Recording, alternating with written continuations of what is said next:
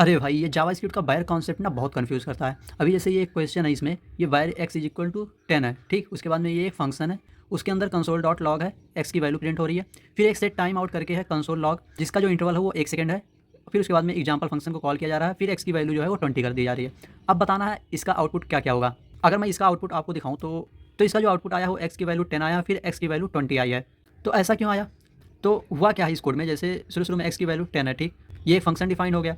Function execute तब तक नहीं करता है जब तक उसको हम कॉल नहीं करते हैं, ठीक। हमने फंक्शन को कॉल कर लिया। अब जैसे ही फंक्शन को कॉल किया तो ये कोड यहाँ पे आ गया।